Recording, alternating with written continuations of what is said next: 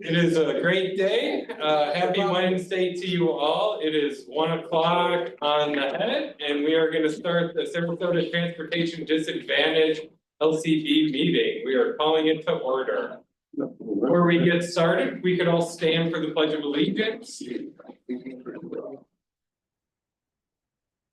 Pledge allegiance to the flag of the United States of America and to the republic for which it stands, one nation, under God, indivisible, with liberty and justice for all. Thank you, everyone. All right. So before we get going into everything, we're gonna go around the table, introduce ourselves, and just see if we have a quorum present. I can see that we do, but we'll still go around and introduce ourselves. So my name is Brett Gottschalk. I am here from the Agency for Persons with Disabilities. I'm Rosemary Gribbon. I'm an orientation and mobility instructor with the Lighthouse Vision Loss Center. I'm Brenda Gordon. I'm here with Agency for Healthcare Administration. Alina Mojic with Department of Children and Families. Nancy Durack, Special Ed, Sarasota County Schools. Kim Muda, Vocational Rehabilitation. Seth Kling, Breeze Transit. Cameron House, Breeze Transit. James Martinez, Community Planner for the Department of Health. Scott Lansing, MTM Transit. Victoria Updegrove, FDOT. Ken Waters, Sarasota Housing Authority. Darren Butler, Sarasota County Veteran Services. David Machado, Sarasota Manatee MTM. All right. Thank you, everyone. We do have a quorum. Okay. All right, we are now we will now open the meeting to public comment, including comments on agenda items. On the screen, you'll see the 3 ways for the public to provide input to the LCB.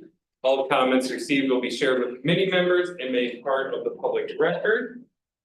We do have from Rosemary, you did submit a comment. I did, yes. Would you like me to read it, and then if you Sure. would bring it to everyone? So Mr. Rosemary did bring a comment up. She'd just like for us to talk about the wireless pedestrian system. She can go probably more, and she says it's at a lower cost than an audible pedestrian signal and would greatly benefit the visually impaired population, which I can see for the Lighthouse is who we are with. She just, looks like there's more information, just would like to bring it to the board, so floor is yours if you have a few minutes. Okay, I just watched a webinar last week on this. This is brand new to me. But I understand the Florida Department of Transportation is installing these on an experimental basis. Are you familiar? I am not. You're not, You okay. just mentioned it. I was thinking to myself, I haven't heard of it. That doesn't mean we're not doing it. I mean, it could be all over the department, Okay, it's. but I can check on it and see. Yeah, it'd be great. I don't know where. I What's could find out where. Okay. But it's substantially less than the cost of a regular audible signal. It's just a pole and it has a, like a box on it, and it's solar powered. So it stands behind the regular pedestrian signal. When the regular pedestrian signal goes, don't walk, it provides the audible component to that. So there's no new trenching and new poles and digging up. I couldn't come up with the cost, but I will keep working on that. It takes about an hour to install. It comes in a kit. And I don't know if you want to see this. This is what it looks like. So I should pass this around. Yeah, if you wouldn't, Yeah. absolutely.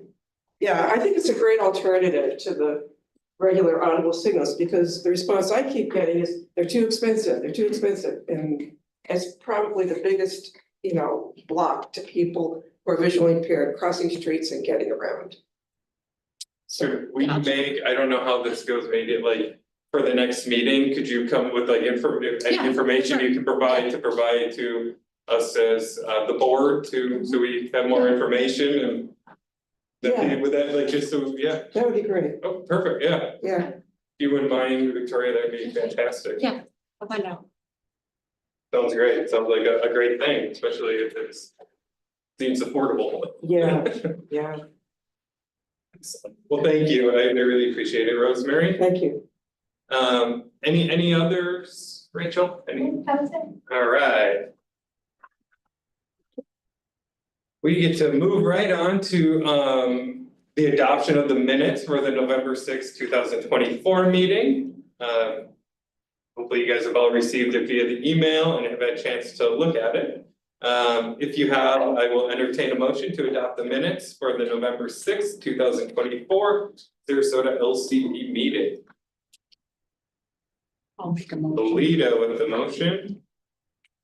Brenda looked like she was seconding that, so Alita with the motion, seconded by Brenda. Is there any discussion, anything before we vote on it, any issues, minutes?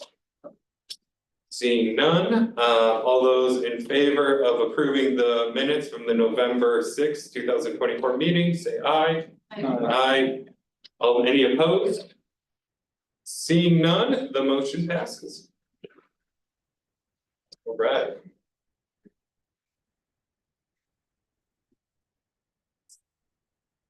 All right, moving right into, we have the approval of, next on the act is 5A, approval of the annual operating report. Seth from Breeze Transit will present on this item. I guess the only presentation I have is I sent the annual operating report into you guys, signed by us, it's been reviewed by FCPD already, it requires the signature of the chair. We have this slide.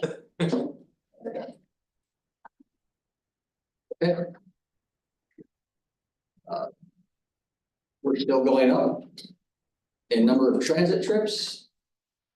The education still seems to be the highest one that we facilitate. A lot of that is going to the Haven. The CTD is a small portion of the trips that are provided by us. We provide 180,000 trips a year. Of those, this FCTD will reimburse us for about 30,000 of them. So the remainder of that is paid for in a taxpayer dollar. And then we've got 3 right now CTC contractors that are beholden to a contract with us because they have a vehicle from FDOT. Some of those vehicles, or they were receiving money due to fuel tax credits.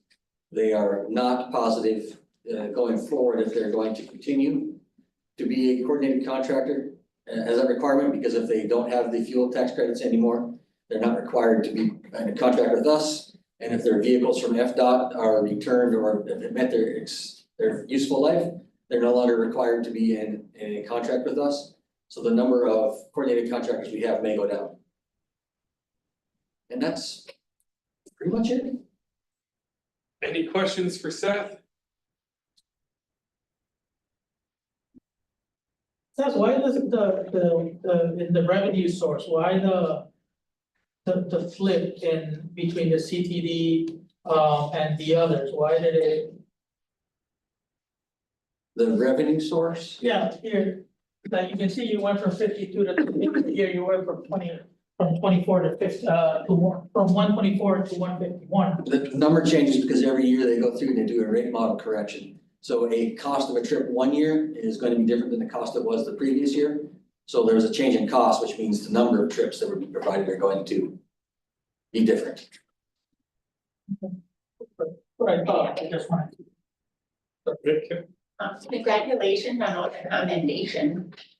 2024, how come, why, is it just a more of a reporting structure, that 35,000 commendation up from 12? It's just like, it just stands out, and then the complaint is last year was 2023, 50, and 2024 was a lot more. So is that just more reporting or? So what we did, yes, we have the 2 contractors that are reporting for us. One of them was giving us just a general, this is the type of complaints we were getting, this is the type of complaints we were getting and how long it took to handle them. So we implemented a by event type reporting procedure for them. So it went from this month, we had 85 of this type and 25 of this type. We got a very detailed list of what these events were, what the actions that they were taking to deal with them were, and what the final result was, and based on the timeline. So it was just a change in reporting, and it's a requirement, large in part due to the legislature's change to the FCTD's requirements for reporting. Good, that's more commendation. Yay!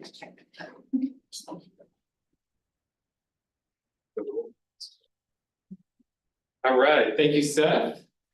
There's no more questions for Seth.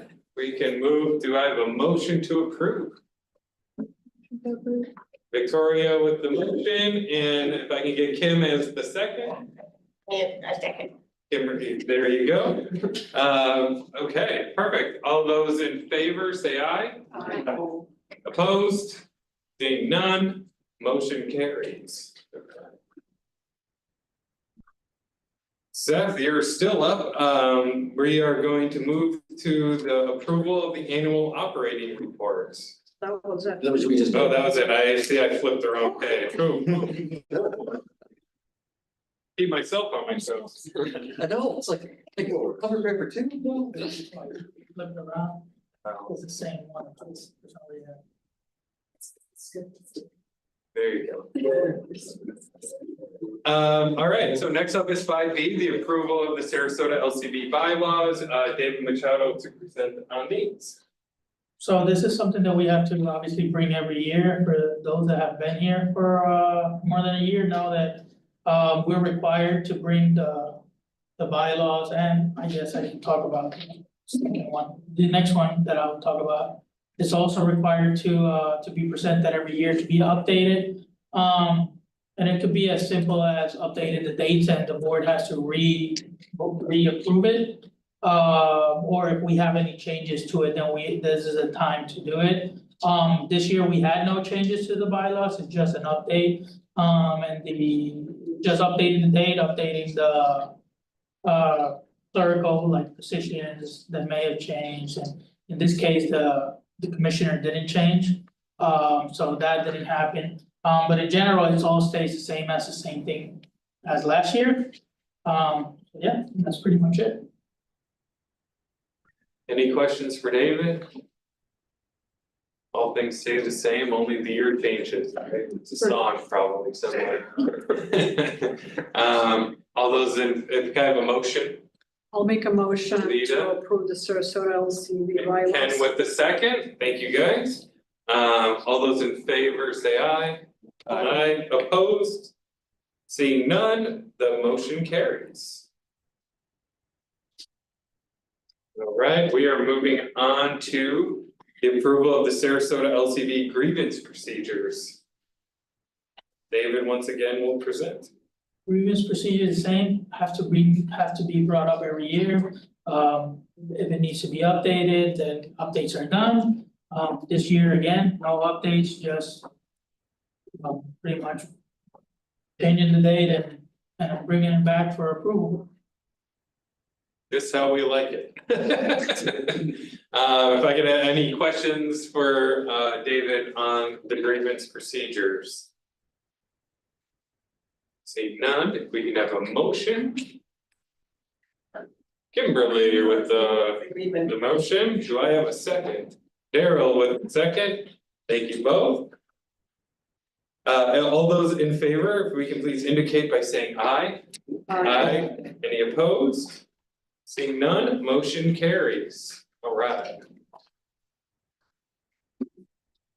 Next up is the nominations approval of the Executive Evaluation and Grievance Committee. Looks like some of us are still here, but last year's committee was the Chair Commissioner Joe Nader. None, I'm sorry, I never met the man. I don't think any of us yet. Okay. Did he ever show up for the meeting? He did once, Okay. I think once or twice, Myself, Kimberly was on the committee, Mr. Daryl Butler, Marcella Morado, I don't know if she's here, and then Amanda Corcoran. So I don't wanna, Daryl, are you happy to be on it again if you would like? Of course he is. Kimberly, but we do, I would say, because I'm not sure the other two, if anybody else would like to kind of join in the places of Maricela or Amanda. It isn't, I would say it's realistically a couple of hours at most a year. We have yet to really have a grievance that we've had to take up, but we do assist with the surveys, reaching out to customers once a year to help kind of get their input of how things are going. as I said, I think I might even be overstating the 2 hours that took. But that's really where those chief functions, and it is nice that, oh, go ahead. I just wanted to let you know that Maricela is actually online. Okay, would she like to still be part of it? Maricela? Hi, can you, Sorry. can you hear Yes. me? Yes. Yes, I don't mind still remaining on the committee if that's okay and nobody wants to fight over the the seat. That's perfect. We will definitely put you up for a nomination. Is there anyone else who would like to be part of it? I'm going by the looks of everybody not looking at me when I said that, and I think this will be a well. Like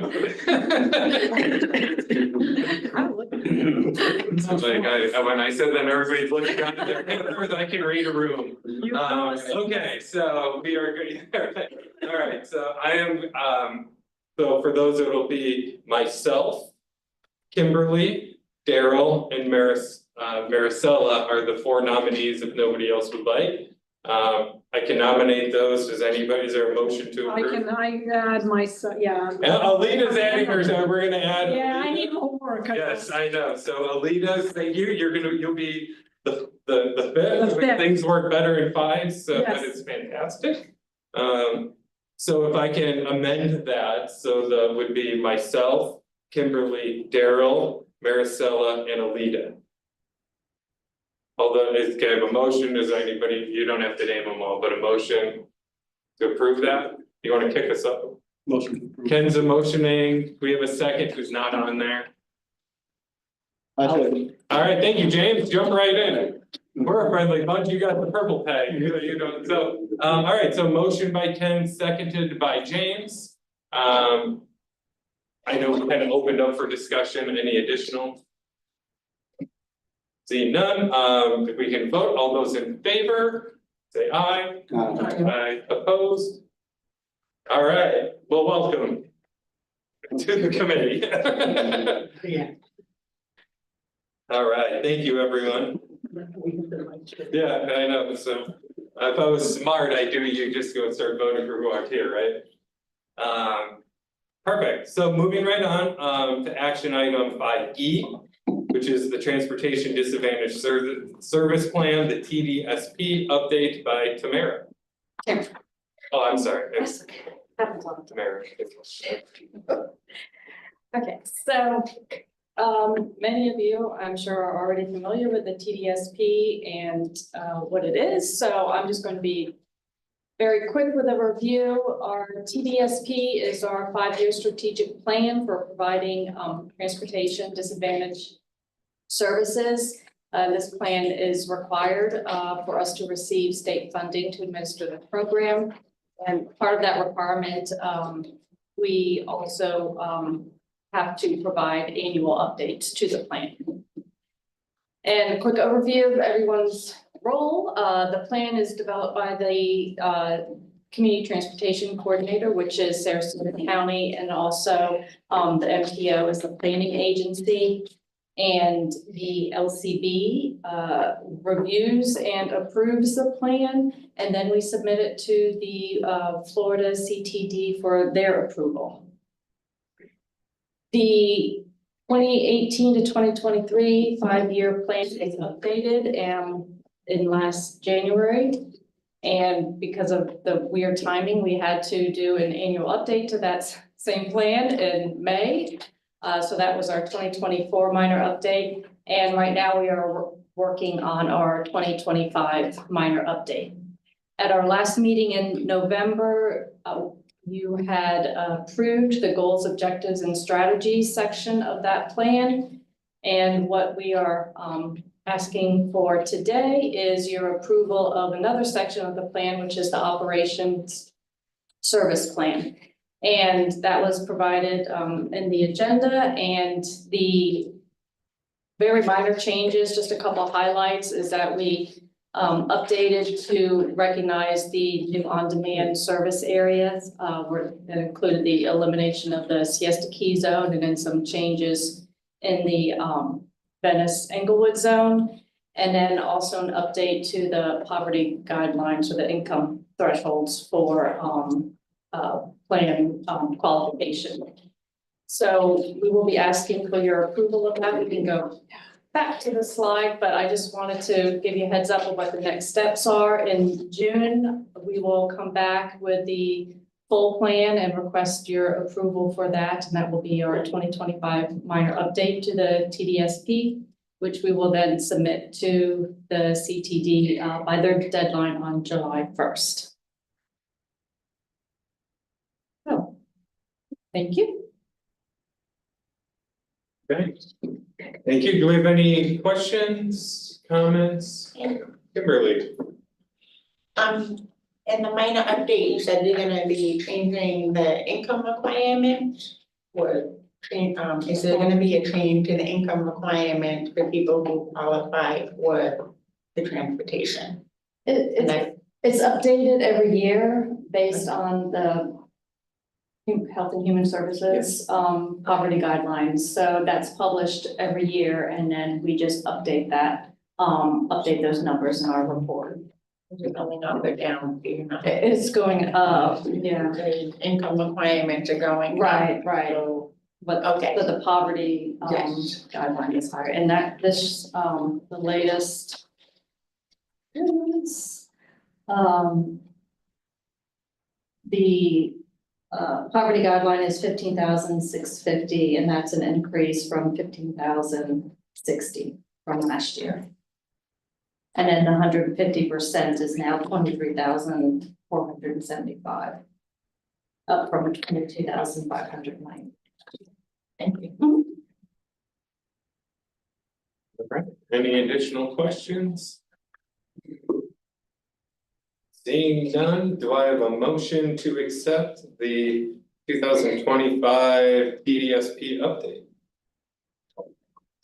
Kimberly with the motion.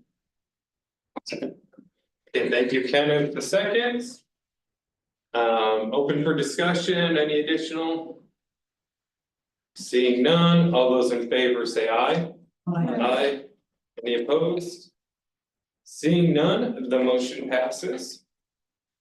Okay, we have now the CTC report, quarterly report by Mr. Seth. You are up. Okay, so the trolley this year, we extended it downtown, off of Siesta Key to run to downtown Sarasota. That started in November, so I don't have any real good numbers on the increase of that. However, most of October, there was no trolley service at all because of the hurricanes. So this year, that last quarter ended up being a very small amount of ridership. Expect that to go back up. We're still running about 2.1 million people have ridden the trolley since 2017. This is our on-demand slide. Pull it up here so I can see it. So this is the last quarter. You'll notice October took a pretty steep drop. It dropped about 4,000 people then from the month prior. Again, because of the hurricanes, we did do the hurricane evacuation with our on-demand services instead of providing the on-demand services to the general public. During that quarter, we did about 1,000 of those trips were in the Manatee County zone, the northern part of the Longboat Key. And we're still rising. The number of passengers we provided were up 1%, and then the number of unique riders is still up 6%. On the year, we're 18% higher on the number of trips that we provided from 2024. And we're up 16% on the total number of passengers we had this year versus 2024. 2024, we had 12,600 passengers. This year, we had 14,700 and some. And last year, we provided 329,000 trips. This year, we provided 387,000 trips.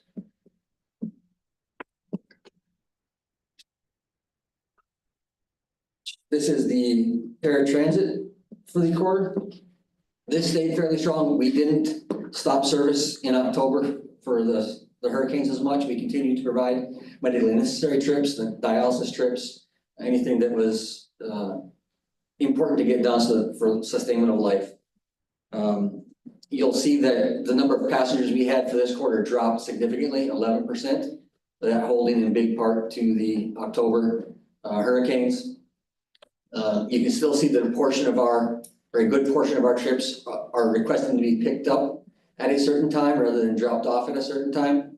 And then our on-time performance is very good. We're still at 1.5% outside of the required 30-minute window. This is our airport service, or the transition between us and Manatee County. This, again, quarter took a steep drop. You'll see that, 26% down, 30% down for the riders and the number of passengers. Most of the trips have been work related. You look on there Monday through Friday, there's a couple Saturday. And then the service hours, the 7 o'clock or pre-7 o'clock, and then the 2 o'clock time are the peak hours for that one, people coming to and from. The last year, we ran 1,200 total, which is up 30% from the year previous. So there's more people using that airport transfer service. Just the October's kind of ding those numbers, but overall, we're still up 30%, and we're still running about 65 or 66 unique riders that use it every day or throughout the year. I think that is it for me. Questions, comments, snide remarks? I have a question, and I don't even, so at the last meeting in Manatee, they started like an on-demand transportation for medical appointments for veterans. Is that something you guys, or is that just, obviously that their program, but are you guys doing anything similar to that or in the works? Yes, so our paratransit service covers veterans, it covers the medical appointments, it covers the TD, it covers the ADA complementary paratransit, so it's just all wrapped up into one service. But you're not, they have that like program where that's like chiseled out and they have like the apps exclusively for that. That's easily done. We don't have it on this. The number of veterans trips that we provide, because they are from Sarasota to Tampa, or what's the other one? St. Pete. St. Pete. Those aren't very high, 10 or 12. So I'm going, you don't have a program like where they have to where it's like, okay, I'm just curious if I know they're kind of growing that, so it's just. I'm sure you know what Brett is mentioning. Yeah. It's from what I heard about it today too, but from what I was able to gather about, it's like an additional service. Yeah. That is just, I guess it's like like what Via is doing, like the on-demand, door to door, but just for veterans within the county. And it takes them to medical appointments. It was only doctors and dental. And the services at the VA office. Yeah. Oh, yeah, and it took them to the VA office. That's pretty much it. And it had to do, what little we were able to gather, it had to do with the amount of time that it was taking for like they would schedule the paratransit, they would be, they would finish their doctor's appointment, it would take them an hour, maybe an hour or two to be able to fall back in the line to be able to be picked up. So this was more of a detailed person to person, they would go pick them up. Smaller vehicles, apparently it's a contract that they have with Uber. I don't know, again, that's the only thing we've heard about. But I guess that's what you. Yeah, I was just curious if I didn't know if that was, sometimes you guys mirror one another. I didn't know, maybe you guys don't have the demand like they do there, but. No, so we don't coordinate with Uber or Lyft or any of those, several reasons for that, up to and including drug testing, and stuff like that. The veteran services that we have are intended to go from Sarasota to the VAs, the main hospitals in the VA. We do provide our TD service, will take a veteran to any appointment that's within Sarasota County. I will say that we have a disconnect right now between Sarasota County and the Manatee County CBOC, which is where people from Sarasota County need to go get their dental and stuff. Dental and vision. And we are reworking our contract right now, and I think that's going to be something that's going to be part of that, is a revised veterans program, but how that looks, I don't know. And for those that were here that were part of the morning meeting, did they say that it had to be, that it was people that were in the TD program, or could it be any veteran? I think it was any veteran as long as you were honorably discharged. Right. Something to look at, I don't. Yes. I'm just curious because my dad is a vet and he lives in Venice and I know the VA provides transportation for him when he has an appointment at Bay Pine. But like I know he has eye appointments and part of community care. Yes. I'm not aware of any transportation through the VA to community doctors and I don't know if, I didn't even know like there was a service for veteran. Now that you bring it up for Manatee County, so it was just like, I'm interested in finding out more about this, cause I know the VA does offer transportation, but like I said, to Bay Pine, but does the VA offer transportation to local? No, Other than. it's SCAT, we partner with SCAT, believe it or not, we don't have a lot of. No, it's called Manatee Moves. I'm gonna just pass around the brochure that was given to us from them, so if anyone's interested, it's.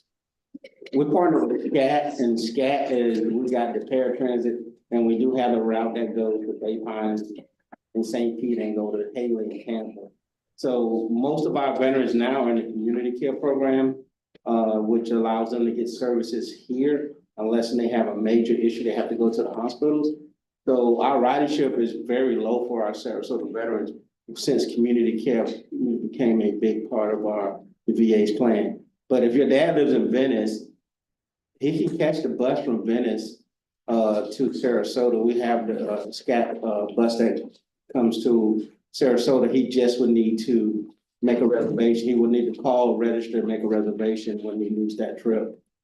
So we do have a bus route that comes from Venice all the way to Sarasota.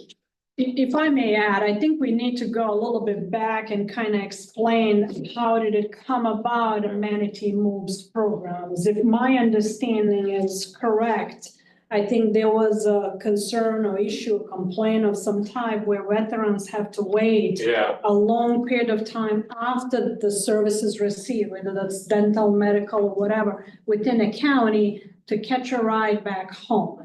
And I think that's where to resolve that problem, they have partnered through Manatee County and built this Manatee Moves.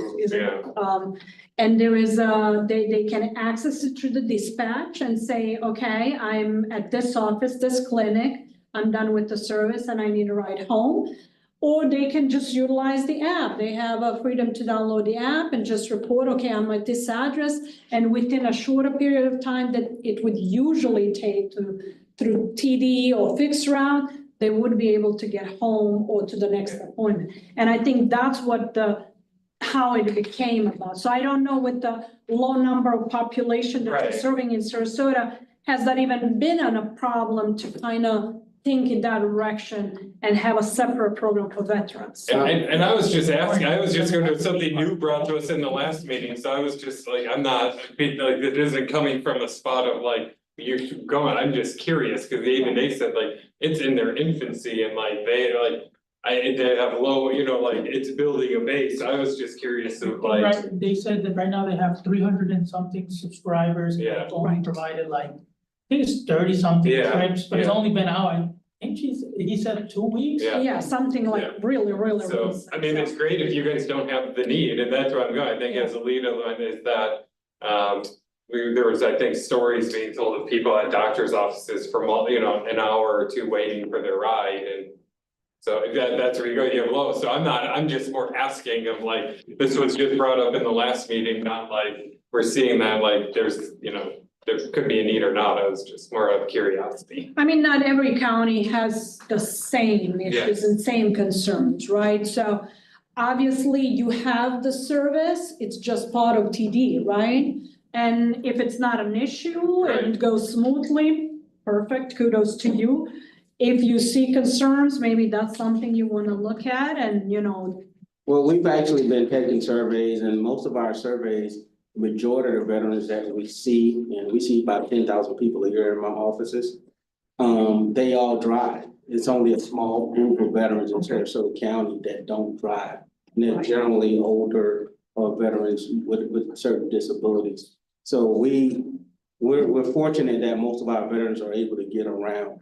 And we partnered with SCAT, we started this survey. We had a meeting a few months ago, because it wasn't somebody brought that up, that veterans felt like it was enough transportation. But we actually started doing the surveys and the majority of the people, we had about 400 surveys in now, and it's a small group of people that actually use public transportation. I guess part of the answer is, correct me if I'm wrong, but Manatee still hasn't implemented an on-demand service.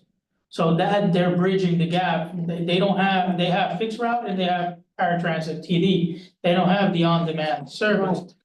Sarasota does have the on-demand service, and by default, that is being covered. Right, right. That, Able to utilize.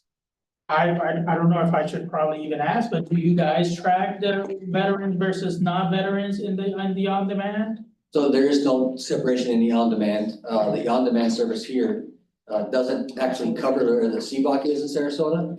So it's going to be fixed route or paratransit / TD that would get them to those appointments anyways. Yeah, but again, that service, I don't wanna keep talking about the same thing and just feel like I'm not pointing fingers, we're just, Yes. something to talk about. It's not as much as going to the CBOC, it's a service for. It's like an on-demand service just for the veterans, is what it is. I guess we can summarize the whole conversation. Yeah, that's what it is. That's really what it is. It's really what it is. So what I was trying to go to with the previous comment is Sarasota County does have an on-demand service. It just doesn't, I guess it doesn't cover that part of it. Doesn't cover the CBOC, but it could take a veteran to any other doctor's appointment. And it's actually not limited to just their Yes. doctor's appointment or their dental appointment. They can go wherever they want. Okay, so you provide even more than. Yes, you have it on, yes. So They have there's, its own niche, but you. and drawback to the on-demand service specifically is going to be that it's on demand and there's no way to make an advanced reservation. So we have altered our on-demand service that if you are TD qualified, that you can make advanced reservations at the 7 day in advance. And that is a portion that is growing very quickly, because they can either continue to take the Breeze Plus trips that Scott provides, or if it's right around the corner, the Haven, a lot of the people that live at the Haven residence, use the on-demand service, and that allows them to make those schedules in advance, so they can get their work scheduled, make their trips in advance with the on-demand service. Which is great. I think to where you goes, I think as David's going, like, this is not accusatory, and I feel like it's like taking the like it's like, this was just a new service, a thing that was handed out in the last meeting, and we're just asking. Like, if you guys are covering it through what goes, that's great, like, just making sure that, you know, that's more of what it is, and like, we're not questioning, like, you should open it, it's just like, I just To prove your point even more, even though it doesn't allow for advanced reservation, what is the delay from when somebody say, I need to be picked up today at some point, and I go and do it now, how quickly can I get somebody to pick me up? We're averaging about 18 minutes. just. And as that's good as why Uber. there's no problem, that's what I'm Right, saying. yes. We have a We're not trying to fix a system. problem that doesn't exist, it's just. Obviously, as long as you're within the zone, it Yeah. doesn't cover the whole county. I don't think this is ever accusatory.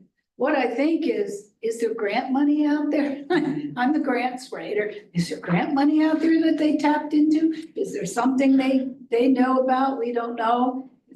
So that idea of just kind of sniffing around, hey, how you doing? That was really interesting. How'd you launch that? I don't think that's a bad idea to find out what's going on. Sometimes there are pockets of money nobody knows about, and one group taps into it and everybody else is left out. And I think too, if I had to give, and this is myself, as somebody who sat in Manatee meetings, our chair was a veteran who's very veteran focused.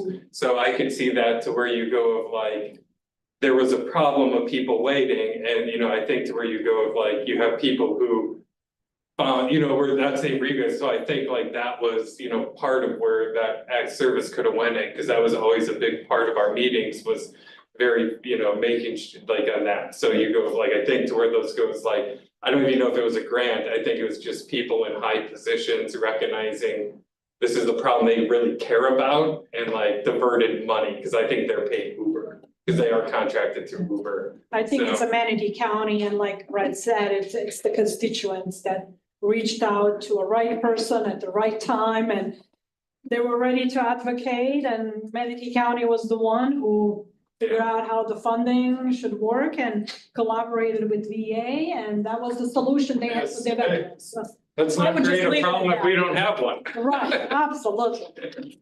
So, One other question that did come up in the previous meeting.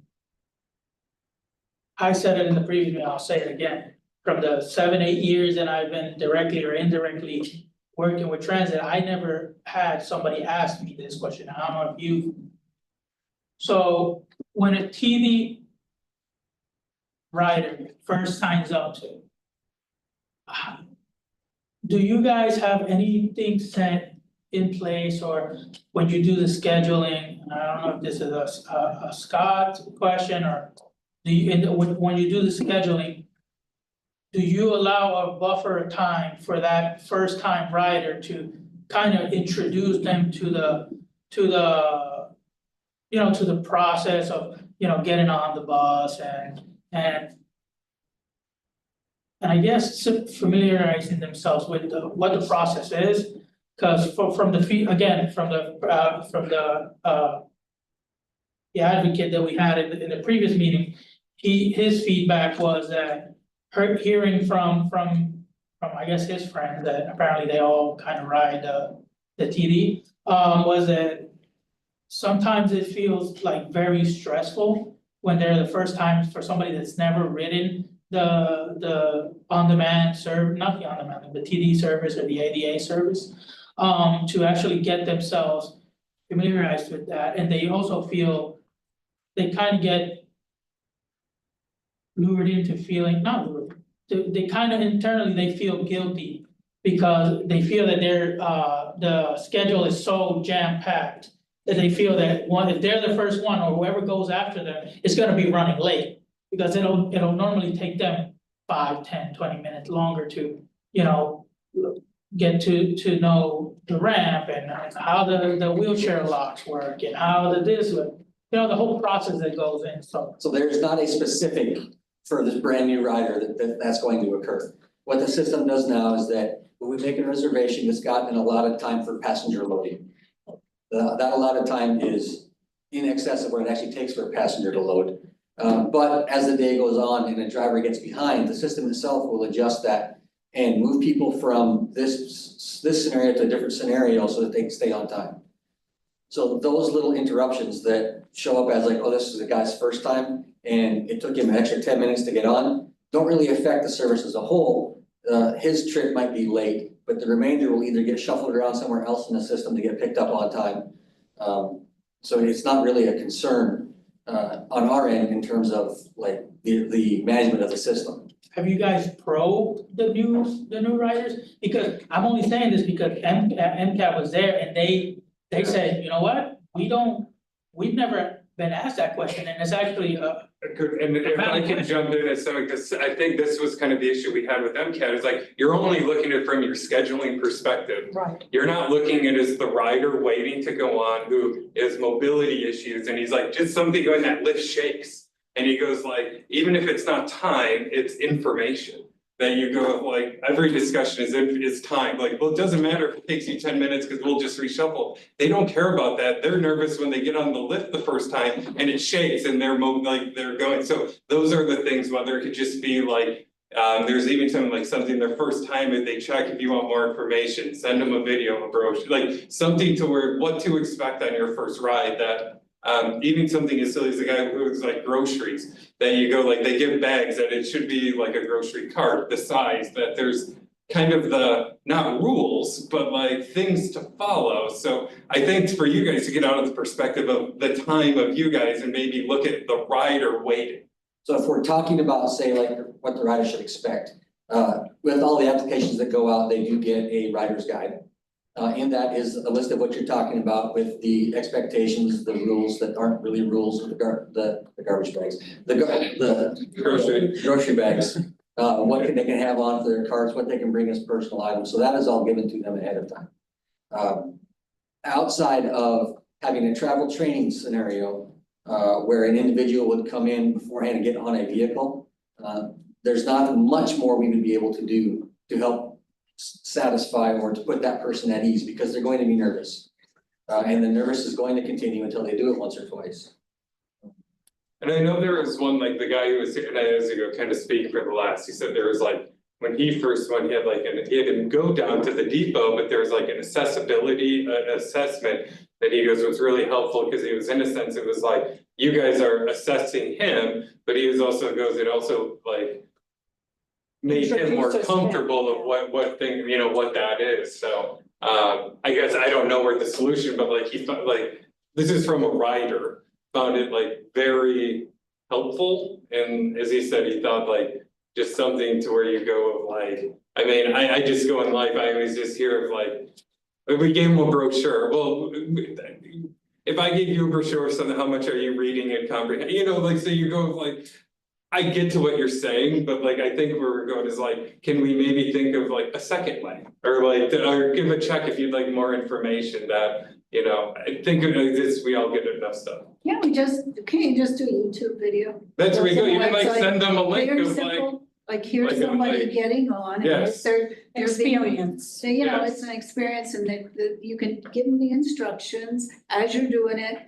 It can live on YouTube if you want, the link's on your site, and then you go in and change it every so often if things change and rules change. But Career Source is really, Suncoast is really looking at, why don't we, you know, how can we make this more consumer real? And people are not reading, and but they'll look at something and go, oh, I get it, and we're trying to now do it in the computer room, and we just started. But I would really appreciate it for our clients if they could, hey, you can get a brochure too, but you can watch this. It's right, even just a 5 link minutes. to it of like, so I'm just going by things Yeah. to where you go, like a very interesting perspective from a user of the services to where you go, not just his experience, and that was actually his suggestion too, is like, could there be a video that like, I mean, you go to Disney World and they have a stupid video of what to expect on, you know, Small World, and that doesn't get, so it's like, it's not like it can't be done and the template isn't there, it's like,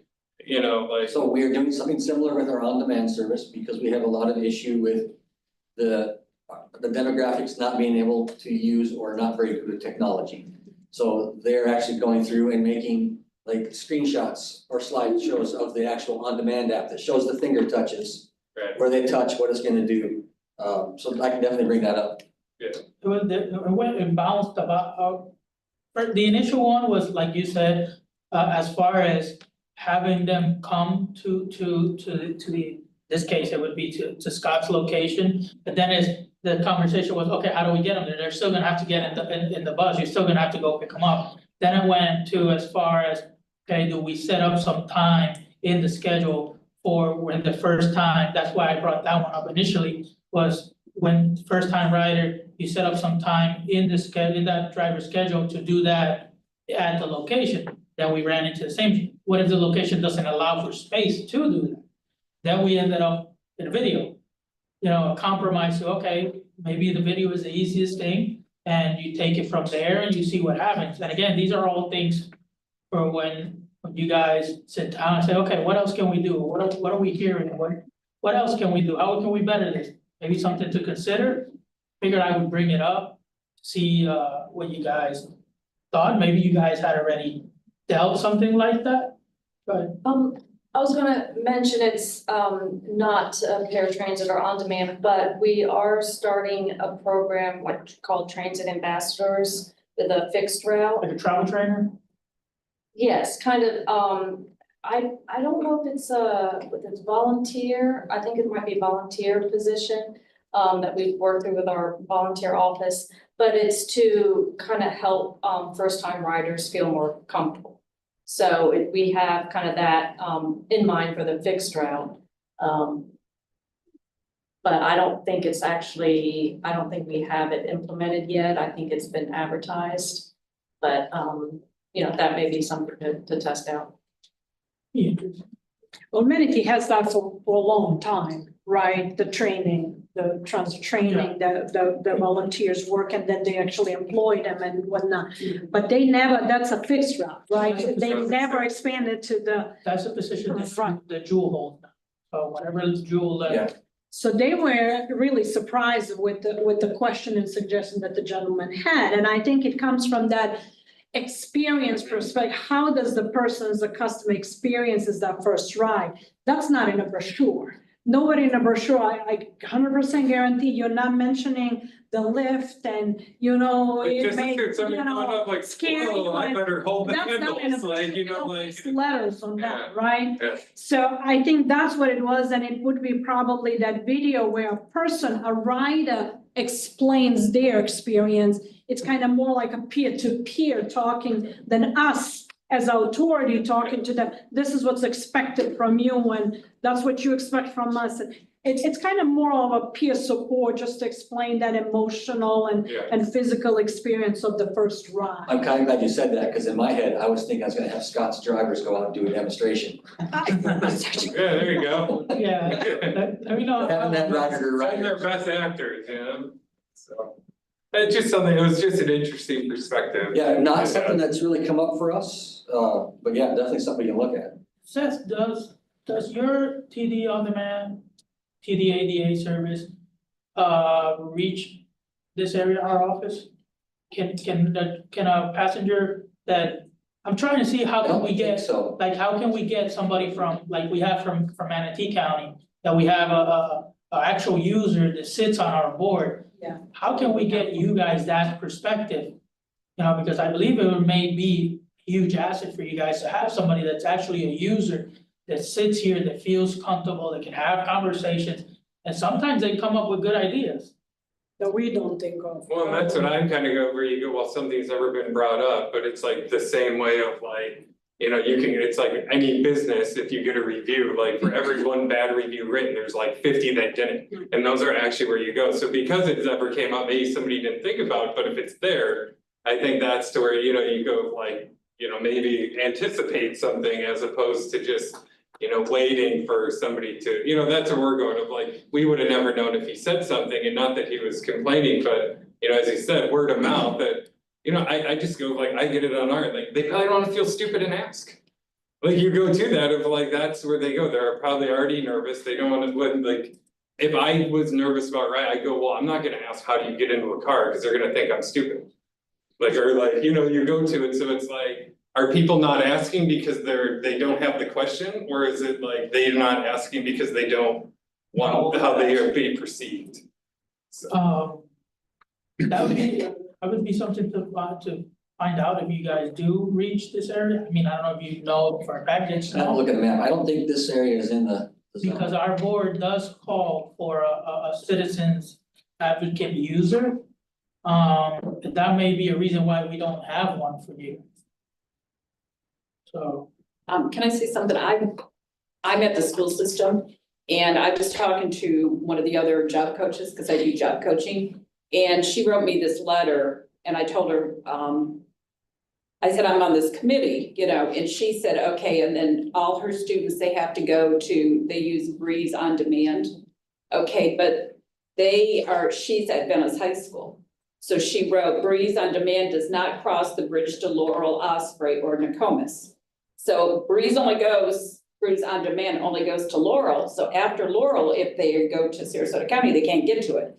It also does not cross Rockley Boulevard. So Breeze on Demand stops at Rockley Boulevard, excluding all of Welland Park. And you know how big Welland Park is, and thousands of families. In Grand Recio alone, there are over 2,000 families.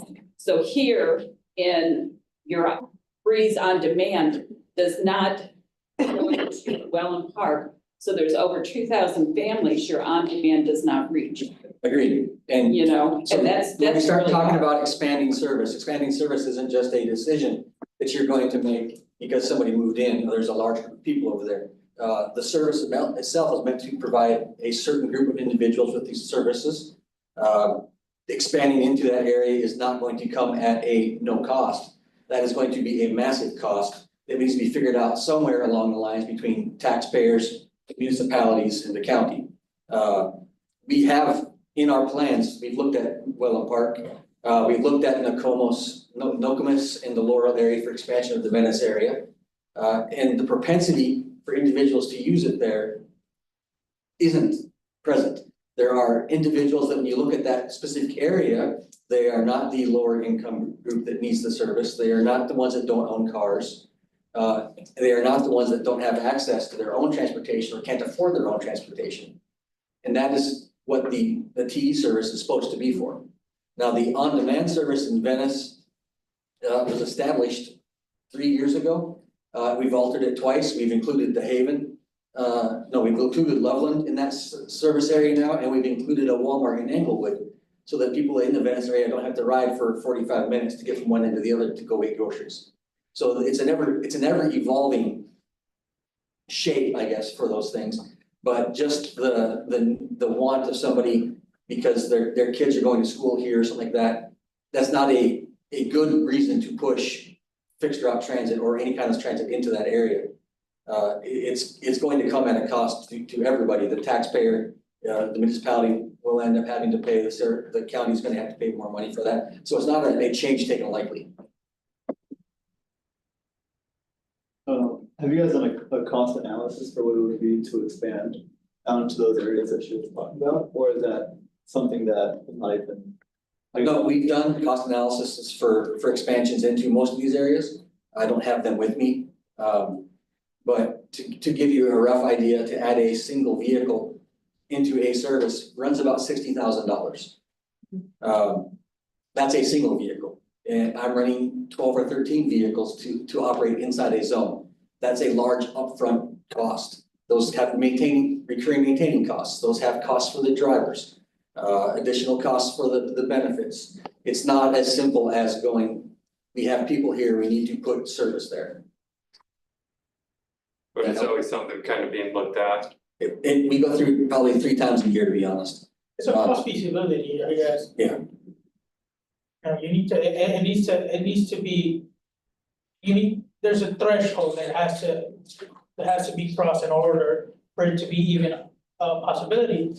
And I can only speak for the time that I was there. One of the reasons why the shift happened from fixed route to on demand, because the buses were on the road, but buses were red,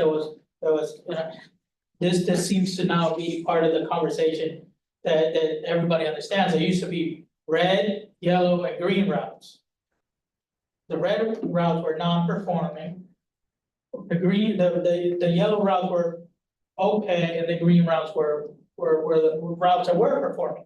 So in what part of the study that was done in Sarasota was, okay, how can we replace these red routes with a more first of all, more appealing service, and how can we increase the ridership? So that's part of the issue, right? So just by, I guess, going back to what Seth said, just going and putting a whole new service area down there may be a possibility in the future. That future, who knows, it may be next year, it may be 10 years from now. But we can all agree that it is growing down there, and I know from conversations that we've had that it is monitored on a constant basis, because the question that they have is a question that is asked on a routine basis, and it's not something that I know that they take like.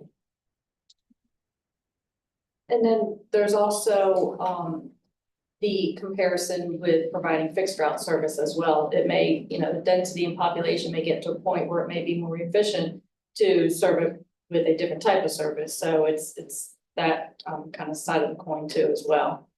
Which service is best for that area? So It's good. That went longer than I yes. expected. Sorry, guys. My fault. Yeah. Right. No, We these had were some good. tough questions. Yes. We are up to Victoria to give an FDOT. I'm only one thing, so.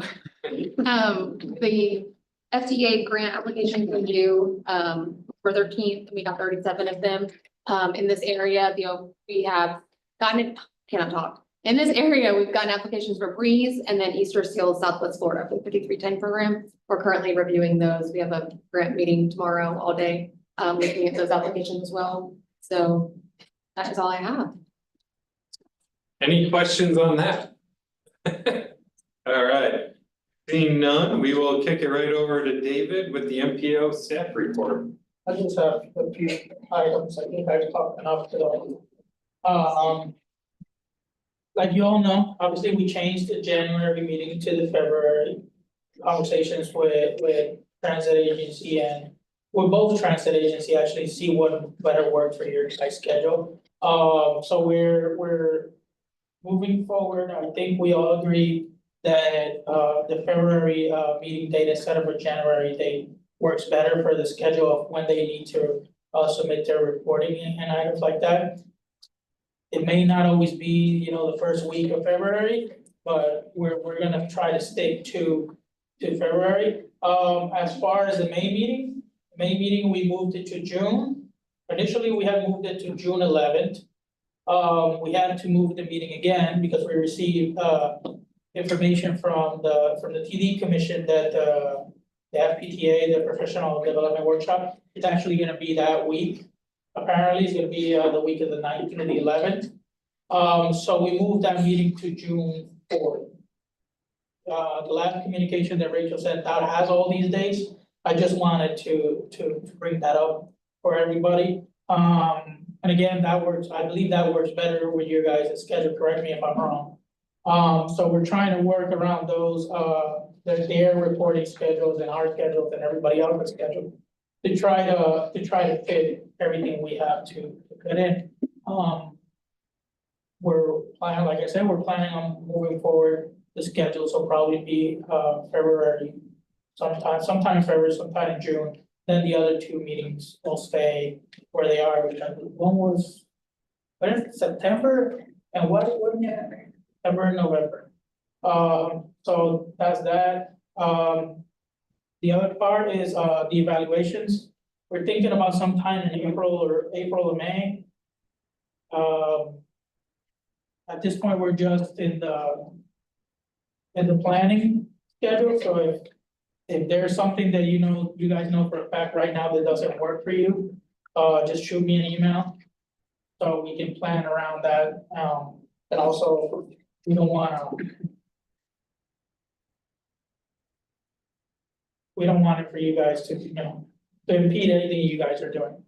The last thing is, some of you may know, some of you don't know, Lindsay, which was our coordinator for the meeting, she was our planning assistant. She went on maternity leave, she had a baby boy. And she decided that, she was gonna be a full-time mom, so she's no longer with us. And we were in the planning of hiring somebody, we offered somebody, they accepted, they should be starting on Monday. So look out for emails from her name is Michelle Washburn. She should be starting Monday. Last I heard, which was right before I walked into the meeting, she was gonna be here. So we look forward for that and questions you guys may have for us.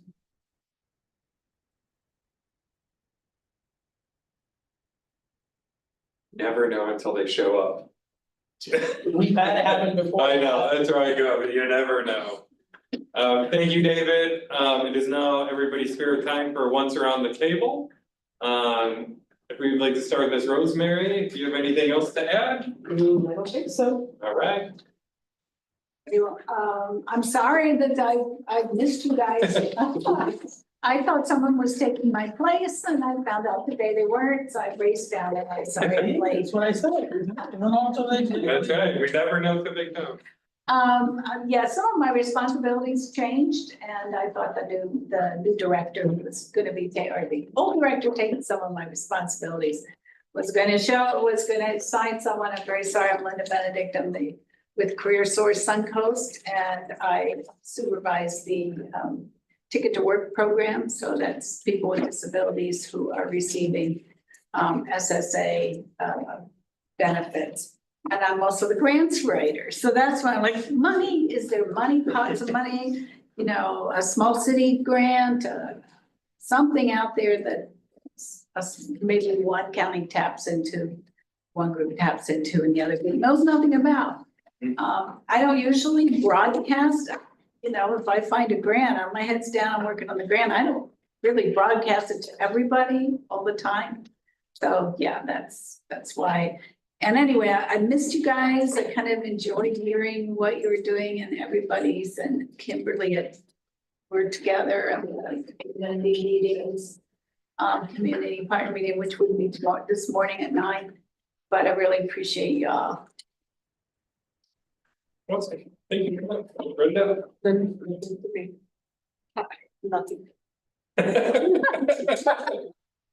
So much that there's nothing. Nothing. Thank you. Plead the fifth. That's bad, yes. Hello, everybody. I just wanted to remind you guys that we have the Destination Zero meeting is on Monday, I believe, and that'll be online, so we get to see what's going on. That's it. Thank you. I'm good. Nothing else for me. No. All right, we are adjourned at 2:06.